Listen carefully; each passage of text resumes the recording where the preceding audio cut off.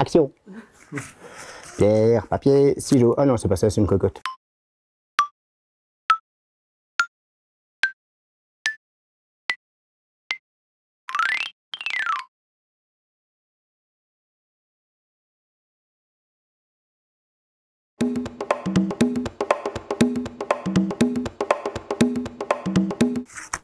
Demain, hier.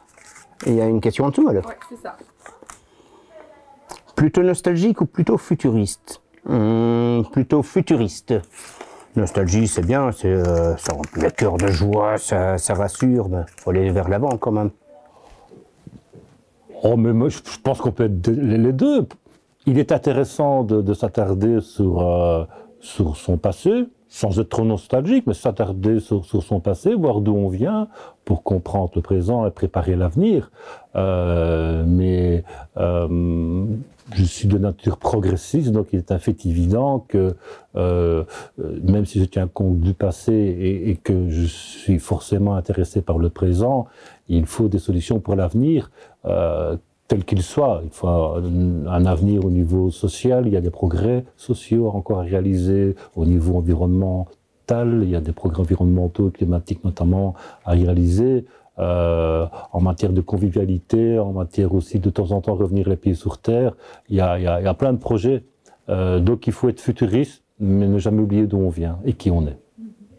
Non, plutôt futuriste. Bon, nostalgique, ça sert à rien de ressasser le passé, quoi. Je sais pas, il faut avancer. Bon, ce qui est passé, ben bon, faut prendre. Je dis, il faut prendre les enseignements du passé, c'est sûr et certain. Mais bon, il faut avancer, quoi. Ah, ça c'est une bonne question. Les deux. Pourquoi? Commençons par nostalgique. Nostalgique. Oh, bah parce que je fais plein de chouettes trucs dans la vie que je recommencerais bien. Comme quoi? Comme quoi? Je sais pas.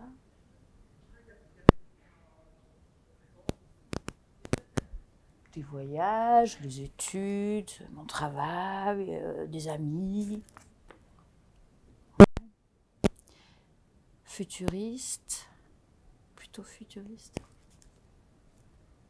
Ouais, j'ai plein de projets pour la suite aussi. Je rêve d'être à la retraite pour avoir le temps de faire plein de choses. Et comme quoi? Comme quoi? Jouer de la musique, faire mon potager, construire une maison.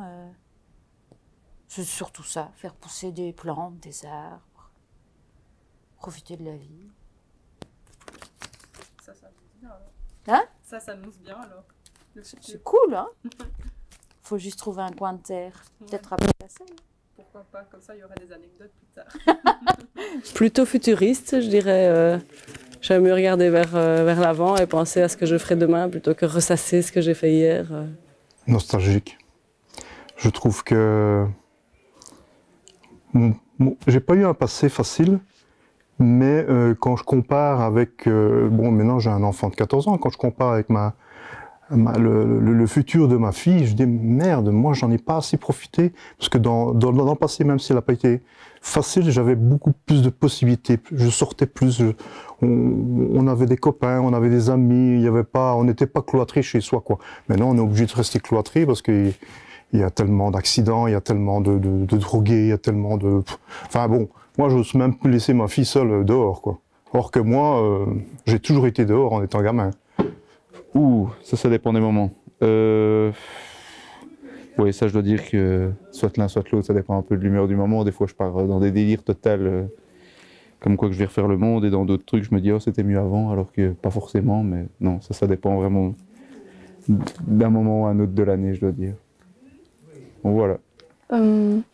Futuriste, parce que j'aimerais bien savoir qu'est-ce qu'il y aura dans le futur, si les voitures volantes existeront vraiment.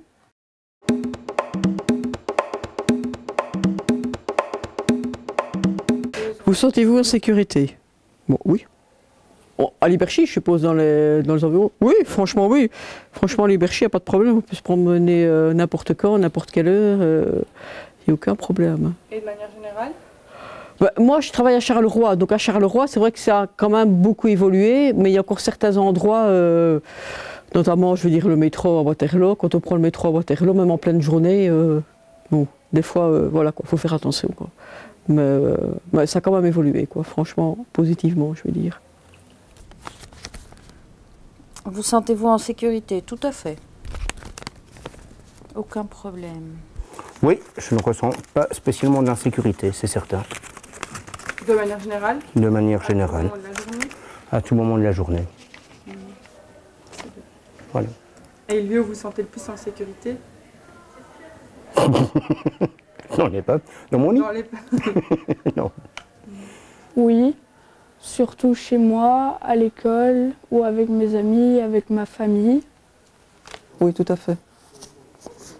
Tout à fait. À n'importe quel moment de la journée? À n'importe quel moment de la journée. Oui. Le seul moment où je ne me sens pas en sécurité, mais c'est plus mes voisins que moi, parce que moi j'ai quand même une protection, c'est par rapport aux champs et à la dispersion des pesticides dans les champs qui sont derrière chez nous. Moi, mon jardin, c'est une jungle, mon voisin pas, donc lui, il est en prise directe avec les pesticides. Moi, j'ai la grande chance d'avoir un petit écran, quoi. Donc c'est peut-être les moments où je ne suis pas en sécurité, c'est par rapport à toutes les substances chimiques qu'on se ramasse avec tous les agriculteurs derrière chez nous. Oui, ça je me sens complètement en sécurité. Ça ne m'inspire pas autre chose que juste oui, un oui très franc et certain. Pas du tout. Pas du tout. Là, il n'y a plus de sécurité. Moi, on ne sait jamais, on ne connaît plus le lendemain. En fait, avant, on pouvait se penser au futur. Maintenant, le futur, c'est quoi? C'est quoi le futur?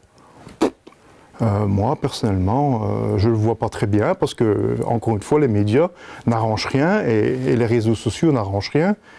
Mais rien n'est très positif pour le moment, en tout cas. Avec les guerres, la maladie, la pollution, la nourriture. Vous sentez-vous en sécurité? Relativement, oui. Relativement. Oui. À Pontacelle? Je ne connais pas fort Pontacelle, je suis de Liberchy. Ah, bah Liberchy. À Liberchy, je n'ai eu strictement aucun problème, aucune crainte. J'ouvre autre chose.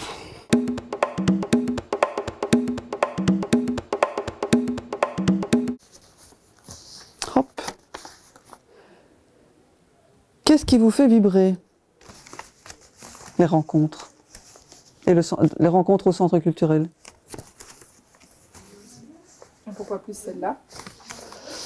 Parce que ça rentre plus dans mes sensibilités, puisque, bon, artiste, entre autres. Donc forcément, et puis c'est quelque chose, maintenant avec le nouveau centre culturel, il y a quelque chose qui vit enfin depuis 2 ans, qui n'existait pas à un niveau pareil avec le Pays du Miniakoum. Et donc ici c'est vraiment une très grosse différence et on a vraiment l'impression qu'il y a, enfin moi, j'ai vraiment l'impression qu'il y a quelque chose qui n'attendait que ça pour émerger, qui a été un peu éteint et qui est un peu difficile à émerger, mais en tout cas ça démarre. Voilà. Qu'est-ce qui me fait vibrer? Ben, la nature, les arbres, les plantes qui poussent, les fruits, les insectes. Même les insectes. Bah oui, les vers de terre. Autre chose? La musique. La musique, c'est beau. La musique, quel genre de musique? Je suis en train de penser à du souk maintenant, parce que tu me déconcentres, je veux passer à une autre question. La musique, le rock. Le rock. Danser le matin dans la voiture avec l'enfant, chanter, le petit moment privilégié avec son enfant, le matin, sortir de la voiture, marcher, déposer à l'école, rentrer, boulot, métro, dodo. La musique, les films, être avec mes amis, aller au cinéma, les cours de dessin, la gymnastique, Stranger Things et être ici. Les petits soupers entre copains, les soupers entre amis. Voilà, je pense que j'ai fait le tour. Ah oui, n'importe. Ici, on a des copains, on fait souvent des petits soupers à la maison. Donc, mais c'est vrai que ce qui est sympa, c'est aller les rencontres ici à Liberchy, quoi, les rencontres entre deux voisins, des machins pareils. Je trouve ça super sympa. Voilà, pour connaître les voisins. Parce que moi, je pars à 6 h du matin, je reviens à 6 h du soir. Donc, c'est vrai que c'est sympa le week-end de voir les voisins, discuter avec eux. Voilà. Je dois dire que c'est de jouer au hockey, de faire un bon match. Je dois dire que pas forcément mettre des goals, mais faire un bon match, être là pour l'équipe. Oui, voilà. Il y a plusieurs projets citoyens, des associations dans lesquelles je participe. Je dirais pas que ça me fait vibrer, mais ça me procure en tout cas une satisfaction de me dire que je m'implique dans certains mouvements associatifs, mais à Pontacelle ou en dehors. À Pontacelle notamment, le GAC ou l'association de parents, où là je m'implique un peu. Et sinon, même comme participante, comme venir au CCPAC, des choses comme ça, c'est chouette. Ça me motive en tout cas. Je ne sais pas si ça me fait vibrer, mais ça m'enthousiasme et ça me plaît. La nature me fait vibrer. Quand je suis seul au milieu de nulle part, sur un terri où là je suis heureux, ça me fait vibrer, oui, franchement. Ou alors la photo, bien entendu, mais moi la nature me fait vibrer à mort, quoi. En général, ce qui me fait vibrer, ce sont des œuvres d'art. Parfois, je me traîne, je me sens pas si bien que ça et tout. Et puis, tout à coup, j'entre quelque part dans une galerie d'art et je vois des œuvres qui me plaisent vraiment, qui me font vibrer et ça me régénère.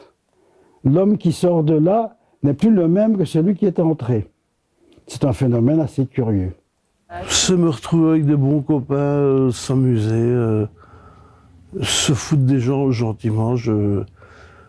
J'aime me moquer des gens, mais je me moque jamais méchamment, sauf si j'ai affaire à des gens susceptibles avec qui je ne plaisante pas. Je fais de la chorale et du théâtre et des lutins. Et j'adore ça. L'improvisation, on fait des spectacles. Madame choisit des groupes. Après, elle nous donne un mot. Et on doit faire l'improvisation par rapport à ce mot. Donc, oui, j'adore. C'est ce que je préfère dans le théâtre.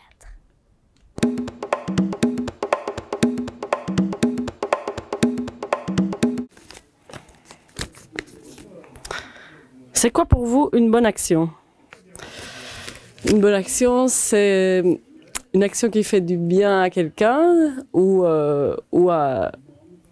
si pas à quelqu'un, une action qui est en conformité avec nos valeurs. Par exemple, des bonnes actions au quotidien qu'on peut poser nous-mêmes. Bonne action pour l'environnement, bonne action pour la culture, ça peut être là pour des valeurs ou pour quelqu'un, une bonne action, aider quelqu'un qui a besoin d'aide ou essayer de comprendre quelqu'un qui est en difficulté, voilà. Ah, une bonne action, pour moi, c'est déjà... c'est déjà être gentil avec les gens, tout simplement. C'est d'être toujours au service, je ne vais pas dire au service, mais quand les gens ont besoin, il faut être là, il faut être présent. C'est ça une bonne action pour moi. C'est pas faire les choses, c'est d'être là. Une bonne action, c'est une main tendue vers quelqu'un qu'on peut aider plus ou moins à être plus droite en soi-même. Ça, c'est une bonne action. Une bonne action, on peut en faire avec les SDF. On donne la pièce, mais est-ce que c'est vraiment déjà une bonne action? Je crois qu'il faudrait tendre la main à ces gens-là, mais alors à un niveau plus important qu'individuel, pour leur fournir un logement, etc. Je sais que dans certaines villes, même aux États-Unis par exemple, on a donné des logements aux SDF et finalement, on s'est rendu compte que ça coûtait beaucoup moins cher à la ville de les loger, etc., plutôt que de devoir intervenir parce qu'il y avait des problèmes de santé et toutes sortes de choses comme ça. Une bonne action, ça peut être presque rien. Bon, j'espère que de temps en temps, je fais une bonne action dans mon activité, l'atelier d'écriture par exemple, où tout à coup, quelqu'un se dit « ben en fait, je ne suis pas si con que ça ». Une bonne action, c'est quelque chose... qui apporte quelque chose et dont on peut être fier, tout simplement. Quelque chose qui apporte de positif, tout simplement. Voilà, une bonne action, c'est quelque chose de positif. Je ne saurais pas être plus précis. Bon, aider ses voisins, je vais dire, aider les gens qui en ont besoin, les personnes âgées, voilà, les voisins. Une bonne action, c'est tout ce qui fait plaisir, non? À quelqu'un? À moi ou à quelqu'un d'autre? Qui n'abîme pas la nature, qui n'abîme pas le monde? Une bonne action.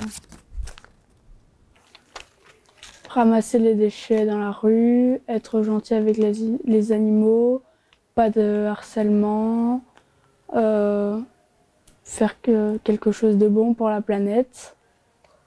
C'est systématiquement essayer de comprendre qu'est-ce qui ne va pas chez une personne pour essayer de trouver une solution par rapport à son problème. C'est systématiquement la compréhension. Je crois que c'est vraiment ça, pour moi, faire une bonne action.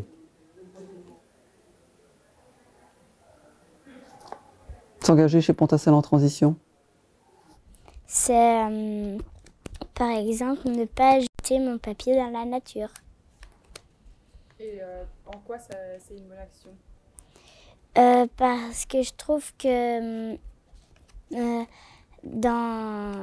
pour le moment, il y a beaucoup trop de papier qui traîne. Et tu penses quoi de la pollution? C'est nul.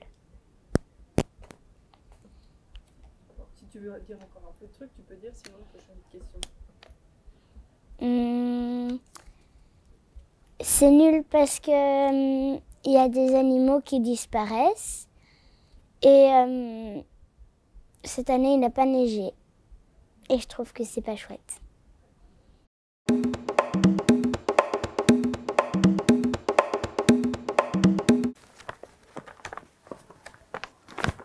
Avez-vous une anecdote sur Pontacelle? Pas vraiment, sauf que je suis née le même jour que Django Reinhardt. C'est pas mal. Et voilà. Quand je suis arrivée à Pontacelle et que j'ai parlé avec des gens qui étaient de Pontacelle, ils parlaient du Deleuze, mais ils donnaient un autre nom. Et maintenant, je me souviens plus, mais c'était chez... Je sais plus, chez Willy ou chez, je ne sais plus ce que c'était le nom du Deleuze, mais c'était vraiment un code. Est-ce que tu es un nouveau Pontacellois ou est-ce que tu es un vrai de vrai? C'était est-ce que tu vas au Deleuze ou est-ce que tu vas chez machin? Mais je ne suis pas une vraie Pontacelloise parce que moi, je vais, quand j'y vais, au Deleuze. Je ne sais même plus l'ancien nom. Une anecdote? Je ne sais pas si c'est une anecdote. Une constatation, c'est que ce qui bouge à Pontacelle actuellement, et depuis pas mal d'années, je dirais peut-être une dizaine d'années, ce sont les femmes. Voilà. Une anecdote, non, mais je dois dire que c'est la ville où j'ai rencontré un couple assez exceptionnel. Yolande et Jean-Pierre, ce sont des amis de la famille de Camille. Et au final, sont devenus des amis également, parce que ça fait quand même 9 ans maintenant que je suis dans cette famille. Donc, Non, à part qu'on est bien liberchi, qu'on est calme, il fait calme, c'est chouette. Non, à part ça, j'ai pas d'anecdote. On voulait fermer Geminiacum. J'ai pour ce fait fait la plus belle pétition à signer que je n'avais jamais faite. J'en étais très très fier. Donc c'était une bonne action. Et j'avais plein de signatures et on m'a dit que ça ne servait strictement à rien ce que j'avais fait. Ceci n'est pas une anecdote, mais c'est parce que j'avais envie de dire quelque chose. Voilà.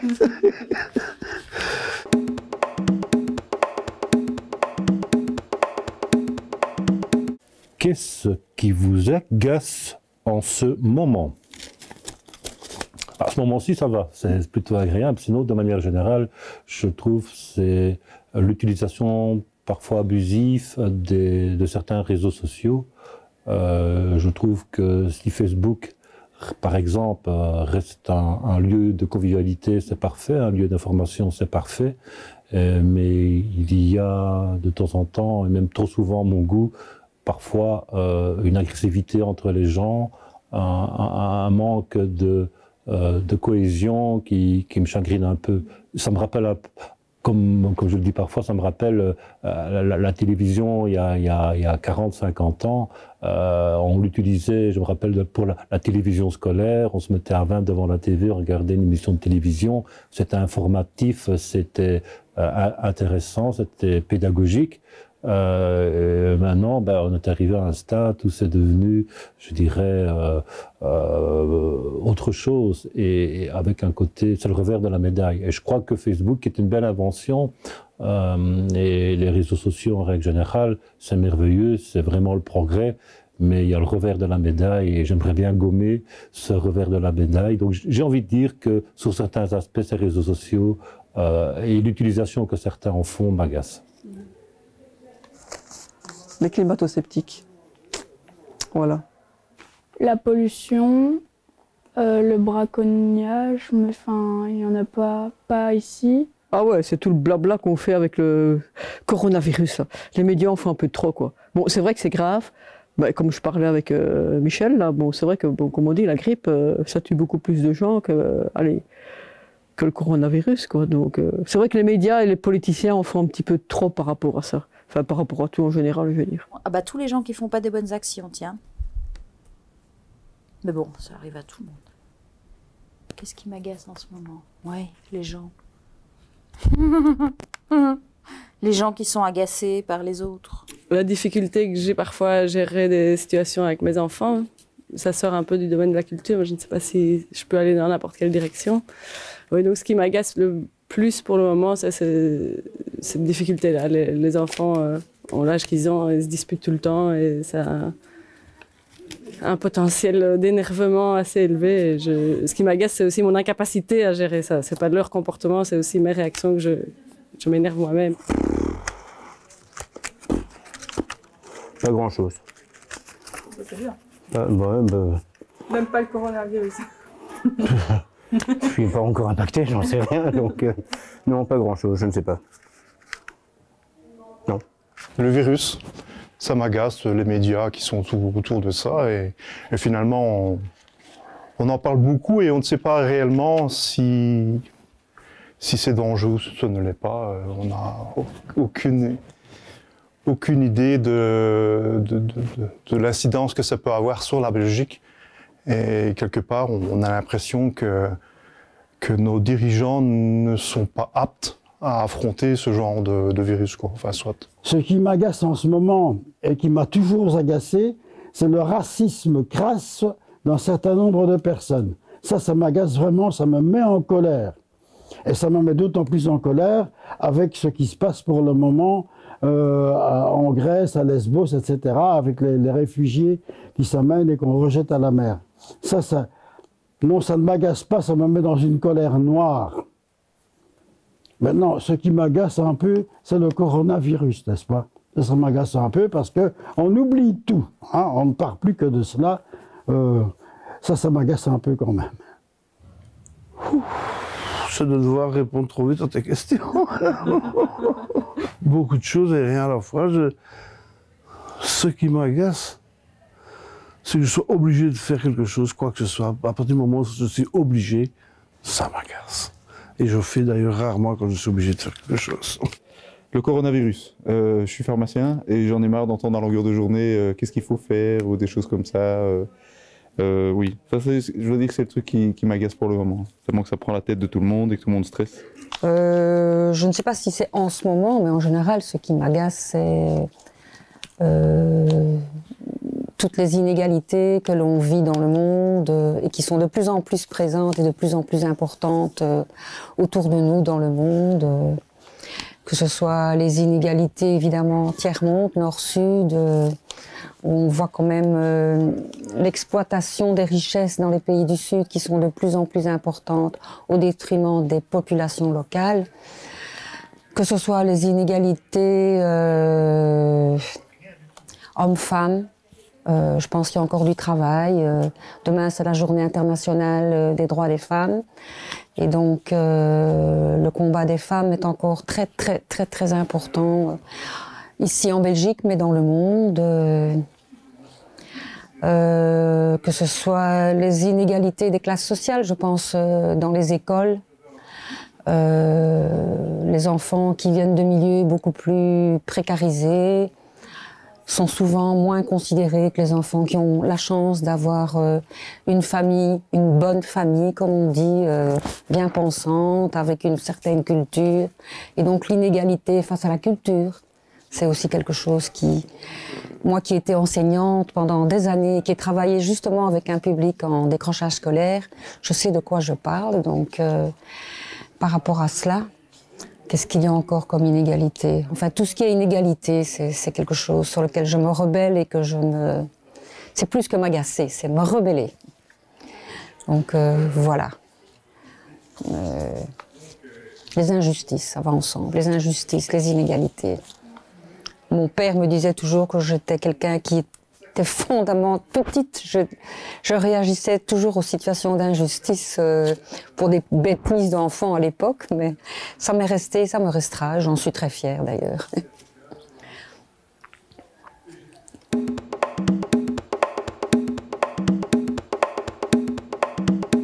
Pontassel, rat des champs ou rat des villes?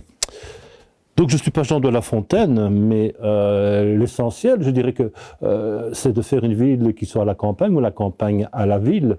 Peu importe finalement qu'on ait l'esprit citadin ou l'esprit campagnard, je pense qu'on peut être les deux. Et ce que j'aurais envie de militer, c'est vraiment pour une cohésion entre ce côté citadin et ce côté campagnard, qui sont finalement beaucoup plus conciliables qu'on ne le pense, à partir du moment où il y a respect et il y a cohésion et il y a échange.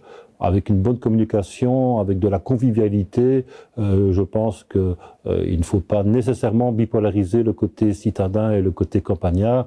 On peut associer les deux pour un bon vivre au niveau de toute localité, donc à Pontassel également. Rat des champs? Rat des champs. Rat des champs, parce qu'il n'y a pas de building. Moi, j'habite devant un champ, mais il n'y a pas beaucoup de circulation, il n'y a pas de bouchons. Voilà. Rat des champs, tout à fait. Moi, je suis plus branchée par la ville. Enfin, Pontassel n'est pas une ville, mais je serais plus rat des villes. Et ce qui m'intéresse dans Pontassel, c'est plus l'animation que le côté rural. Ça me fait plus vibrer de venir au CCPAC, par exemple, que d'aller me balader dans les champs, même si j'aime bien me balader dans les champs aussi. Je suis contente d'être à côté d'un Ravel, d'une réserve naturelle à Vieilleville ou des choses comme ça, mais enfin, là, du coup, je parle pas trop de Pontassel, je parle plus de moi, mais c'est vrai qu'à Pontassel, il y a un peu les deux, il y a un chouette équilibre. On n'a pas les inconvénients de la ville et le côté oppressant de la ville, mais il y a quand même pas mal de choses qui bougent. Et en fait, si on cherche un peu et qu'on se renseigne, il y a beaucoup d'animations, culturellement, notamment avec la bibliothèque, le centre culturel et les différentes associations. Je trouve que même si ça ne ressemble pas à une ville, on a des côtés positifs, peut-être pas assez de diversité, ça c'est clair. À Pontassel, c'est peut-être ce qui manque par rapport à la ville, c'est que j'ai l'impression que tous les gens qu'on rencontre se ressemblent un peu. Il y a moins de diversité qu'en ville, mais c'est aussi parce qu'il y a moins de population. Voilà. Moi, je dirais plus rat des champs. Franchement, ouais, rat des champs. Rat des champs. Pontassel, c'est rat des champs. D'ailleurs, déjà où j'habite, c'est plus que rat des champs. Si je suis venu sur Pontassel, c'est justement ne plus être dans ce bruit, cette pollution de lumière et de l'air. Non, c'est rat des champs. Pontassel, rat des champs ou rat des villes? Des champs. Certainement. Sinon, Pontassel, on n'a pas la carrière d'une ville, non. Non. Ni de rat. Ben pour moi, Pontassel, c'est pas tout à fait une ville, et c'est pas tout à fait un village où les rats se baladent non plus. Quoi qu'il y ait des rats qui se baladent le long du canal, c'est pas ça. Pontassel, c'est mitigé pour moi. Je n'ai pas tout à fait l'habitude d'habiter à la campagne, ni celle d'habiter en ville. Et de temps à autre, je regrette encore Bruxelles, où j'ai vécu pendant des années. Mais bon, avec l'aide du centre culturel et des gens que je rencontre ici, ça va déjà beaucoup mieux. Bon, là, je suis sérieux parce que le centre culturel m'a fait connaître des gens vraiment sympas et je me sens plus habité à Pontassel depuis. Les deux pieds plus enracinés, voilà.